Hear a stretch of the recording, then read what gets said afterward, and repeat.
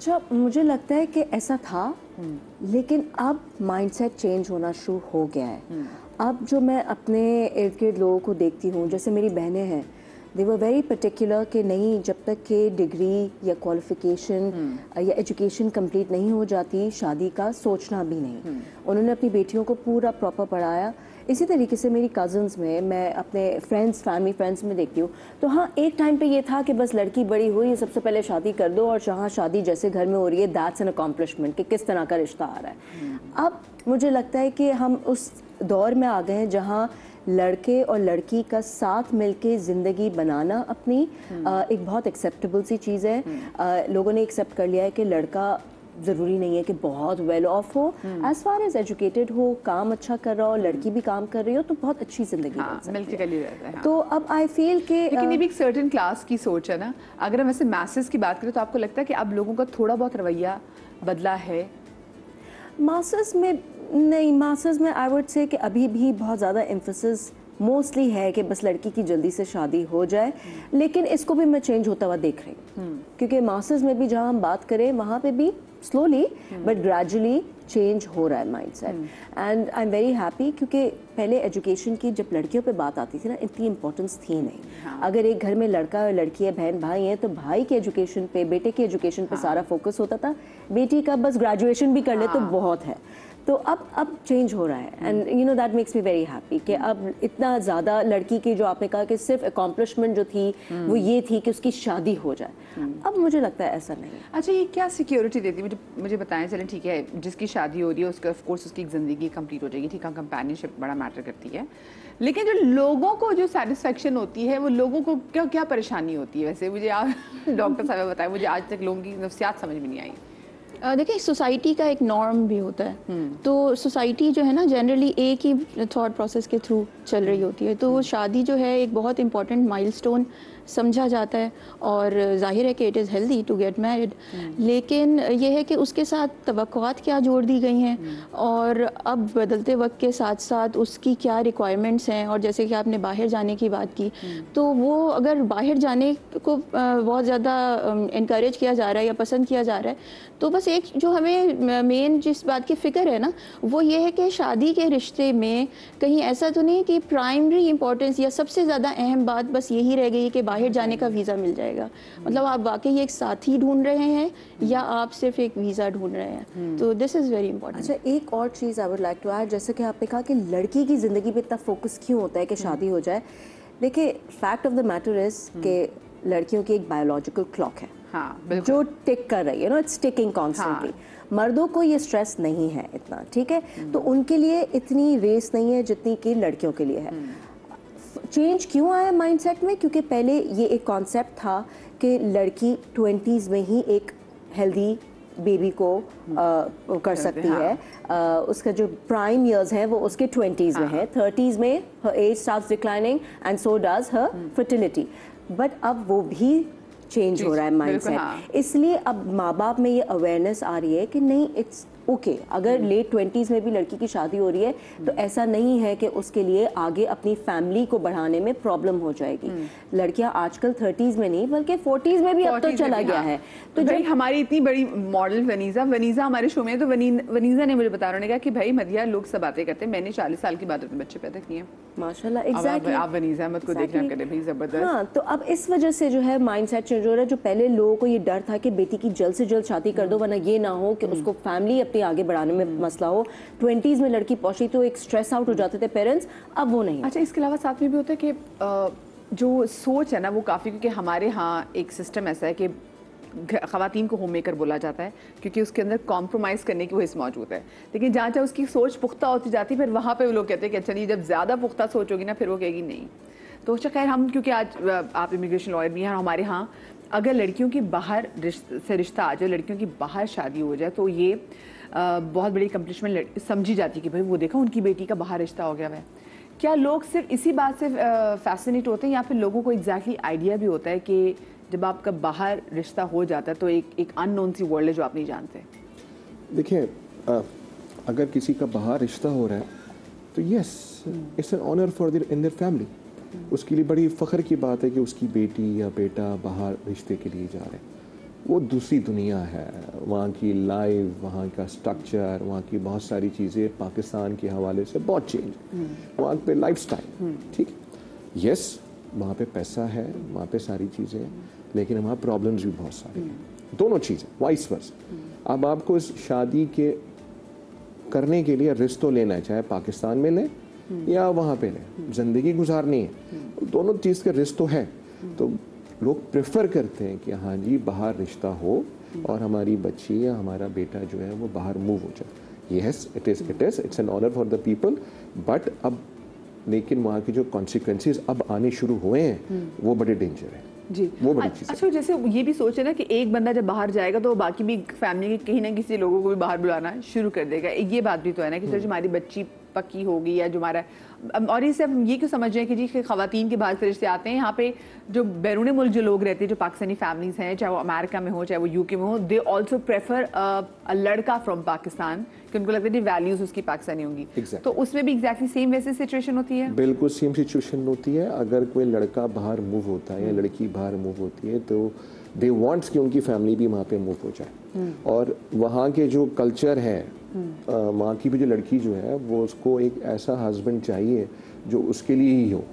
वहाँ पे भी इस वक्त जो हालात है, वहाँ पे एक तो शादी का कॉन्सेप्ट नहीं है, वहाँ पे बॉयफ्रेंड्स एंड गर्लफ्रेंड्स का कॉन्सेप्ट है। लेकिन जो हमारी मशरकी लड़कियाँ हैं, जो हमारे पाकिस्तानी, जो हमारे इंडियन नेशनल जो वहाँ पे लोग रहते हैं, दे वांट्स कि हाँ जी उनकी जो फैमिली हो वो एक बॉन्डिंग फैमिली के अंदर आए। तो यस दे प्रेफर कि पाकिस्तान से भी वो लड़का यहाँ से शादी करके वहाँ पे लेकर जाते हैं। और दूसरी बात ये कि आप लोगों ने भी देखा होगा, मैं आप लोगों की भी लाइव कॉल्स में शामिल करूंगी। देखिए, जब लड़कियों की शादी, मेरी अपनी दोस्त है उसकी शादी हुई और वो जब वो बाहर चली गई तो पता चला कि जो पहली, क्योंकि कहा जा रहा था कि लड़के का पहले निकाह हुआ, वो निकाह नहीं प्रॉपर शादी थी, वो लोग फैमिली बहुत वायलेंट थे, वो लोग मारते थे। तो जो मेरी दोस्त थी वो तो बड़ी नफीस बोलने वाली, वो तो जाते साथ ही फैमिली में वो पंजाबी, वो फैमिली बहुत लाउड थी, तो वो उससे एकदम टेरराइज सी हो गई और वो बिल्कुल ही खामोश हो गई। वो हमें फिर बहुत अरसे बाद, 1.5 साल बाद पता चला, वो भी लड़के की फैमिली में से किसी ने हमें कॉल की, देन भी हमने फिर वहाँ पे सारे स्टेट वालों से रब्ता किया। तो एक लड़कियों के साथ ये चीज़ें बहुत होती है कि आपको नहीं पता कि अगली फैमिली कैसी है, और खुदा ना खास्ता अगर आप फंस जाए वहाँ पर तो क्या कर सकते हैं। और साथ में लड़कों के हवाले से ये कि जो या लड़के जाते हैं दूसरे मुल्क, उनका ये मेन टारगेट होता है कि चलो जी हम जाते जा रहे हैं, बस एक बार हम पक्के हो जाए फिर हम देखते हैं। और ऐसे हमने बहुत सारे केसेस देखे हैं कि लड़के यहाँ से जाते तो हैं, लेकिन जब उनकी कागजात ज़रा पक्के शक्के हो जाते हैं, बेदंदे वो छोड़ देते हैं, वो जिस रिश्ते की वजह से बाहर जाते हैं। देखिए ऐसा होता है, दोनों सूरतों में वैसे क्या सिक्योरिटी हो सकती है? दोनों ऐसा होता है, रिस्क है, दोनों चीज़ों के अंदर रिस्क है। मैंने तो ऐसे केसेस भी देखे हैं, लव मैरिज, उस लड़की ने वहाँ से उस लड़के को बुलाने के लिए हमारी ज़िंदगी अजीरन कर दी।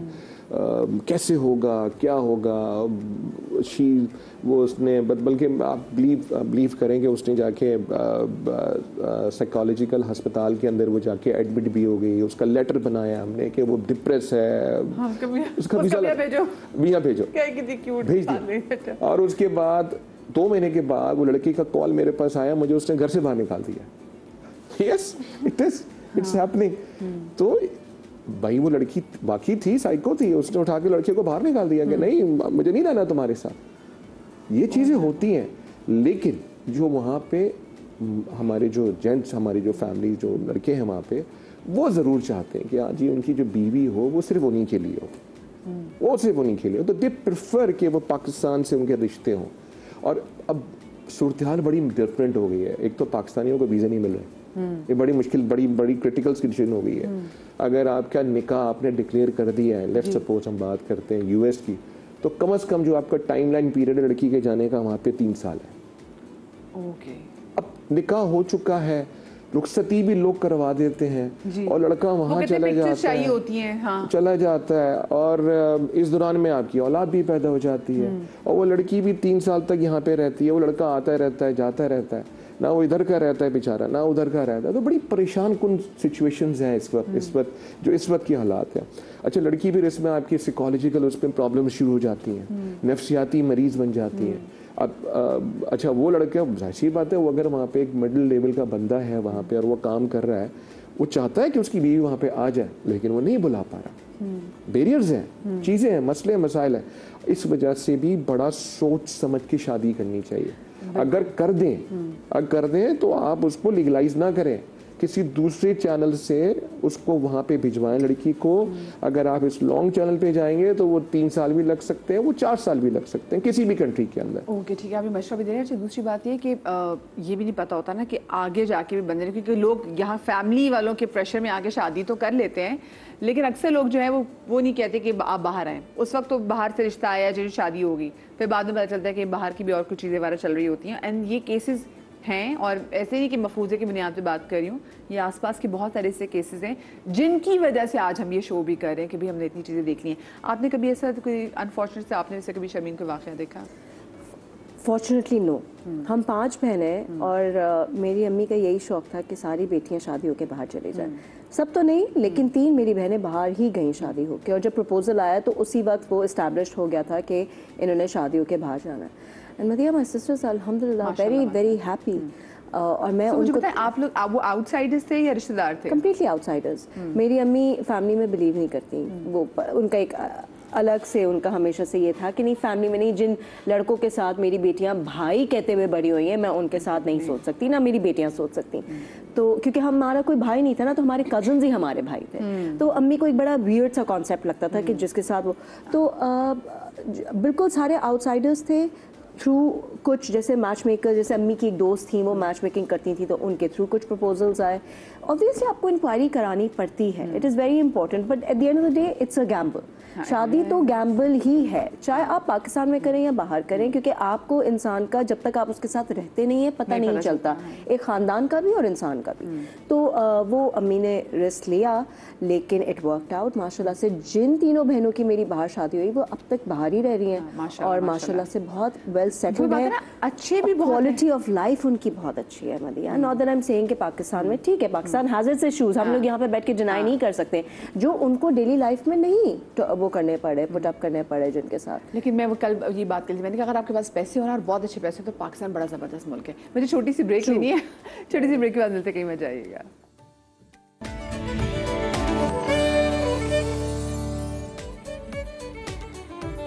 जी welcome back after the break जनाब। और आज हम बात कर रहे हैं उन रिश्तों के हवाले से जो कि बैरून मुल्क तय पाते हैं, यानी कि शादियाँ यहाँ पे होती हैं, उसके बाद लड़कियाँ या फिर लड़के ब्याह के बाहर चले जाते हैं। अच्छी लक हो, जैसे भी शमीन बात भी कर रही हैं, और हमारे आसपास बहुत अच्छे हम देखते हैं रिश्ते होते हैं जो बाहर लड़कियाँ सेटल हो जाती हैं, खुश होती हैं, खुशबाश होती हैं। जब वो माँ बाप से मिलने के लिए आती हैं, ये माँ बाप को फ़ोन नहीं करती, तो उनकी आवाज़ की चहचहाहट से माँ बाप बड़े खुश हो जाते हैं कि यार हमारी बच्ची शुक्र है अपने घर में सुखी है। और कभी कभी वो बच्चे जो हमारे सामने घर में कहते ब्याह के जा रहे थे, लेकिन वो परेशान हो, तो माँ बाप को बड़ा खलता है कि ये हमारी बच्ची क्योंकि हमारी नज़रों के सामने है लेकिन ये खुश नहीं है। हमारे से जनाब सबा हाशमी जो कि मैच मेकर है, मैं ज़रा उनसे भी जानने की कोशिश करूँगी कि लोग यूजुअली क्या चाहते हैं जब वो आपके पास रिश्ता भी लेकर आते हैं, और कितने % लोगों की ख्वाहिश होती है कि उनकी बच्चियों का रिश्ता बाहर हो जाए या फिर बेटों का रिश्ता बाहर हो जाए। अस्सलाम वालेकुम। अच्छा मदिया, ज़्यादातर जो है ना अब रेशो बढ़ गया है कि हमारे पास जितने भी प्रपोजल्स आते हैं ख़ासकर लड़कों के, तो उनकी यही डिमांड होती है कि अब्रॉड प्रपोजल मिल जाए तो वो बेस्ट है हमारे लिए। लेकिन इसको मैं गलत भी नहीं कहूँगी, क्योंकि मोर देन 200 हमने प्रपोजल करवाए हैं अब्रॉड वगैरह के, और हमें बहुत कम रेशो ऐसा मिला है। मतलब ये मैं आपको अपना पर्सनल एक्सपीरियंस बता रही हूँ कि जैसे अगर उन्होंने जाके लड़की को छोड़ दिया या लड़की को सिर्फ यूज़ ही वीज़ा के लिए कर रहे थे, हमें ऐसा कोई एक्सपीरियंस नहीं हुआ।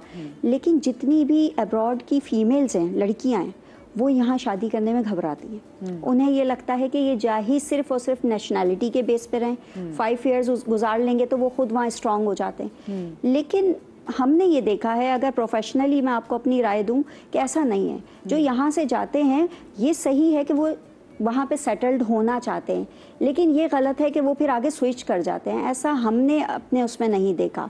हाँ, लड़के जो बाहर के होते हैं उनकी फर्स्ट प्रेफरेंस यही अब होती है कि उन्हें पाकिस्तान की लड़कियाँ चाहिए होती हैं। और वो क्यों पाकिस्तान इनको लड़कियाँ चाहिए? अच्छा, इसलिए चाहिए होती हैं कि जो बाहर की जितनी भी फीमेल्स हैं उनका वे ऑफ लिविंग इतना ज़्यादा मॉडर्नाइज हो गया है, इतना ज़्यादा कि जाहिर सी बात है कंपैटिबिलिटी नहीं बन पाती है। वो चाहते हैं वाइफ को अलग रूप में वो वाइफ को वाइफ के ही रूप में देखना चाहते हैं। वहाँ की फीमेल्स एडजस्ट नहीं करती इस तरीके से, वो कहती हैं आप भी इंसान हो, ह्यूमन बीइंग को, और हम भी ह्यूमन बीइंग है, तो भाई हमें भी उतनी ही अथॉरिटीज हैं जीने की। हाँ, वो इक्वल राइट्स पे वो आती है ना बेसिकली। हाँ, जरूरी नहीं कि मॉडर्न, हमने वहाँ पे हिजाब में भी लड़कियां देखी हैं तो वो कहती नहीं कि भाई मेरा भी यही राइट है। यही राइट्स हैं। यहाँ की लड़कियों को अपने राइट्स का इतना नो हाउ नहीं होती, वो जब जाती हैं बाहर तो वो एडजस्ट हो जाती हैं।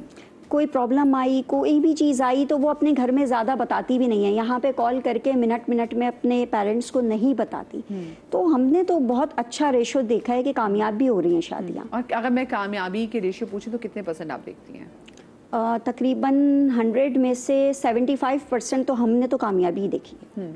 और जब ये बाहर के रिश्ते देख रही होती है तो क्या ये जो लड़की के घर वाले हैं ये लड़के की एज के बारे में भी सवाल पूछते हैं? वो एज गैप कितना प्रेफर करते हैं? ऐसा है, अभी जैसे हमारे यहाँ से काफ़ी सारी हमारी क्लाइंट्स हैं, वो कहती हैं कि बस 5-6 साल का डिफरेंस हो, तो हम उन्हें समझाते हैं कि देखें जो लड़का यहाँ से वहाँ गया है उसको एक टाइम लगता है वहाँ सेट होने में। आप चाह रहे हो कि वो फुल स्टेबल हो, उसके पास बिजनेस हो, सब चीज़ें हों, तो आपको कॉम्प्रोमाइज़ करना पड़ेगा।